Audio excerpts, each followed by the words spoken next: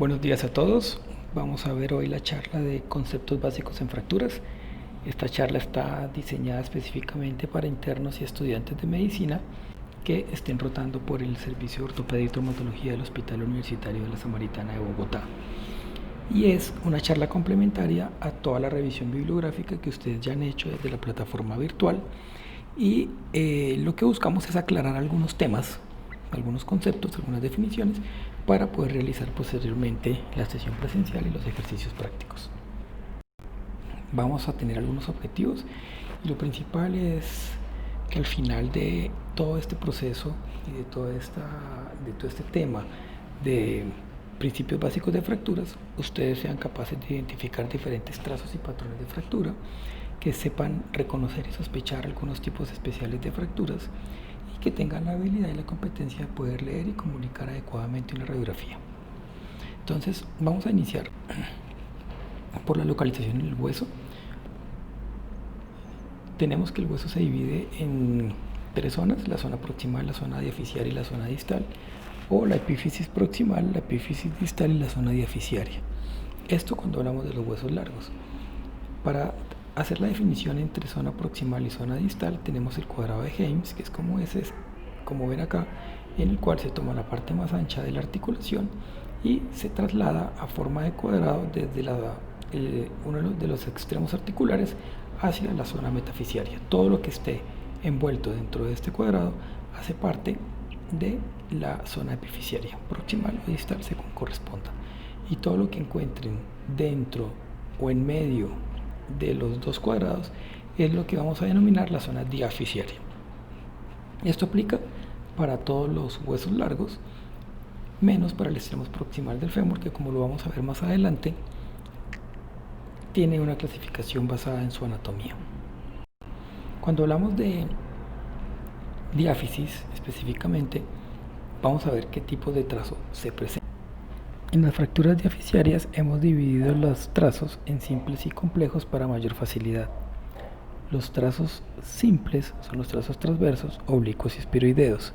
Los trazos transversos son aquellos en los cuales, trazando y teniendo en cuenta una perpendicular al eje longitudinal del hueso, el ángulo de la fractura no supera los 30 grados. La oblicua, el ángulo es mayor de 30 grados, y la esferoidea es aquella fractura que compromete dos planos del hueso. Las fracturas oblicuas se dividen además en oblicuas cortas y en oblicuas largas. Las oblicuas cortas son aquellas que, midiendo la longitud de la fractura, no sobrepasa 2 veces el ancho del hueso en el punto intermedio de la fractura. Y las fracturas oblicuas largas son aquellas fracturas que el largo de la fractura es más de 2 veces el ancho del hueso. Y los trazos complejos, entonces vamos a definirlos como aquellos en los cuales hay por lo menos 2 trazos de fractura y por lo menos 3 fragmentos. Estos se van a dividir entre alas de mariposa, segmentarias y colminutas. La fractura en alas de mariposa es aquella que tiene un fragmento intermedio en forma trapezoidea o forma triangular, que además, al reducir la fractura, si ustedes pueden observar en esta de la mitad, hay un punto en el cual el fragmento principal proximal y el fragmento principal distal se acercan. Esto es una fractura en alas de mariposa o una fractura en cuña. Las fracturas segmentarias son aquellas fracturas en las cuales hay un fragmento intermedio de forma cilíndrica y cuyo largo es 2 veces su ancho. Fracturas segmentarias. Y las fracturas colminutas son aquellas fracturas que tienen más de 2 fragmentos, más de un trazo de fractura, que no cumplen ninguna de las condiciones de las dos anteriores, presentan múltiples fragmentos y compromisos de más del 50% del ancho del hueso. Acá vemos un resumen de los diferentes trazos de fractura. Entonces tenemos una fractura transversa, una fractura oblicua, una fractura espiroidea, una fractura en cuña, una fractura colminuta y una fractura segmentaria. Si lo que estamos identificando son fracturas que entran en las epífisis proximal o distal, tenemos que decir de forma clara si esa fractura es extraarticular o si tiene alguna extensión intraarticular. El fémur proximal, como lo dije anteriormente, se define o se clasifica de acuerdo a su anatomía. En esto vamos a encontrar una zona esférica o semiesférica recubierta de cartílago, que es la cabeza, y una zona semitubular que corresponde al hueso. Estos dos, la cabeza y el cuello, es lo que denominamos intracapsular. Posteriormente encontramos dos prominencias óseas correspondientes al trocánter mayor y al trocánter menor, que es lo que denominamos la región trocantérica o intertrocantérica. Entonces, como pueden ver en estas imágenes, todo lo que tenemos de fracturas en la cabeza y el cuello se consideran intracapsulares y todas las fracturas de la región intertrocantérica se consideran extracapsulares. Las fracturas subtrocantéricas también son extracapsulares, teniendo en cuenta que se consideran que hacen parte de la región más proximal de la diáfisis. En las fracturas de la cabeza, entonces tenemos fracturas muy asociadas a lesiones del acetábulo, de la pelvis, luxaciones por ejemplo, y afectan la zona cartilaginosa. Si la fractura está inmediatamente por debajo de la cabeza y vemos todo el cuello atado a la región trocantérica, es una fractura subcapital. Si vemos que la fractura está en la región media del cuello y hay parte del cuello pegado a la cabeza y parte del cuello pegado a los trocánteres, es una fractura transcervical. Si todo el cuello está pegado a la cabeza, es una fractura basicervical. Si vemos que todo el cuello está pegado a la cabeza, pero además el trazo de fractura está a través de los trocánteres, es una fractura intertrocantérica. Y por último, si vemos que el trazo de fractura es distal al trocánter menor, pero además esa zona o ese fragmento proximal del fémur está en flexión, rotación externa y abducción, consideramos que es una fractura subtrocantérica. Voy a presentarles ahora algunos tipos especiales de fracturas. Las fracturas por estrés o las fracturas por fatiga son aquellas fracturas que se producen porque el cuerpo no es capaz de realizar las reparaciones o la remodelación ósea producto de los microtraumas que se presentan a diario. Generalmente se producen por traumas a repetición o por ejercicios o actividades que generan una repetición constante y se da principalmente en deportistas y en militares. Las fracturas patológicas son todas aquellas fracturas que se producen porque alguna enfermedad sistémica o local ha debilitado el hueso y ha hecho que sea más susceptible a las fracturas. Entre esas encontramos las metástasis, los quistes óseos, la enfermedad de Payet y el hiperparatiroidismo, por ejemplo. Las fracturas por fragilidad, que por mucho tiempo hicieron parte de las fracturas patológicas, son todas aquellas fracturas que se producen en el contexto de un hueso osteoporótico en el cual se descarta cualquier otra enfermedad que esté causando su debilitamiento y que se producen por traumas de muy baja energía, generalmente caídas desde propia altura, rotaciones o incluso en algunas ocasiones sin ni siquiera presentar trauma. Siempre se presenta en pacientes mayores, generalmente mujeres posmenopáusicas y hombres mayores de 60 años en el entorno global de una osteoporosis primaria. Los tipos de fracturas en niños los denominamos leño verde, que son fracturas unicorticales.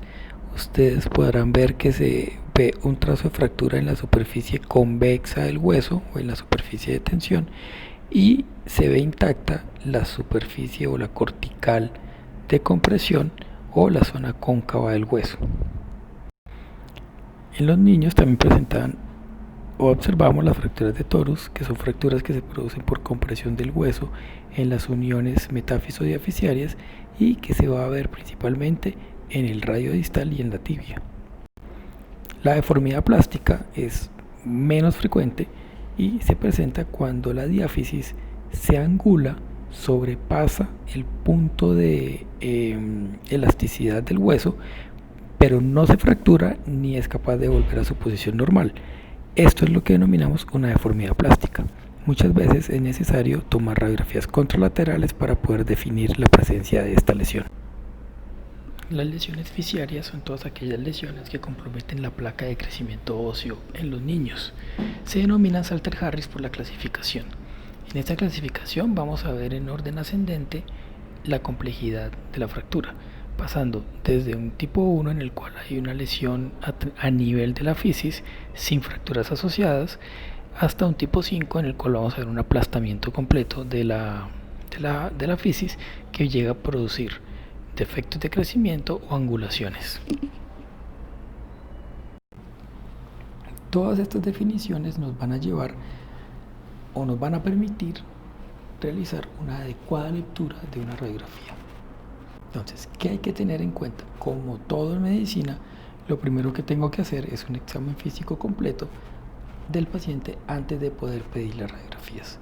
Esto me va a permitir identificar si el paciente presenta signos de alarma o lesiones de manejo urgente, conozco el estado general de ese paciente y posteriormente establecer que el paciente está estable, voy a tomar las radiografías de los segmentos que necesito. Posteriormente a esto, voy a hacerme algunas preguntas, o ustedes deben hacerse algunas preguntas muy básicas para estar seguros de que están leyendo las radiografías del paciente que es. Entonces, primero, ¿la radiografía le pertenece al paciente? Muchas veces en los servicios de urgencias hay confusiones con las historias, hay confusiones con los exámenes, entonces tengo que estar seguro que esa radiografía sí pertenece al paciente que estoy viendo. Segundo, ¿tengo las radiografías adecuadas? Adecuadas me refiero a radiografías bien tomadas y a radiografías completas de los segmentos que necesito. Y tercero, y no menos importante, en ortopedia, ¿es el lado correcto el que estoy viendo? Recuerden que nosotros somos quienes examinamos el esqueleto apendicular y esto puede hacer que nos confundamos de lado. Y al momento de leer la radiografía, un orden propuesto es el siguiente. Primero voy a decir qué radiografía es. Segundo, qué lado es. Tercero, en qué hueso está la fractura. Cuarto, si la fractura es de la epífisis, si es intra o extraarticular. O si la fractura es de la diáfisis, en qué tercio de la diáfisis está. Y por quinto, el trazo. Si siguen este orden, muy seguramente van a poder transmitir adecuadamente la radiografía que están observando. Por ejemplo, estoy viendo una radiografía de muñeca derecha con una fractura de radio distal extraarticular con un trazo simple. O por ejemplo, estoy viendo una radiografía de pierna izquierda con una fractura de tibia en la diáfisis media con un trazo en cuña. Esa es la forma en la cual ustedes pueden transmitir lo que están viendo y van a permitir que la persona que los está escuchando o los está leyendo entiendan y se hagan una imagen mental de la fractura. Hasta aquí llega la revisión y la presentación. Ustedes tienen que complementar con la bibliografía y durante la sesión sincrónica vamos a hacer algunos ejercicios de observación y algunos ejercicios de lectura de radiografías para complementar y poner en práctica lo que han hecho durante estos días en sus sesiones virtuales. Muchas gracias.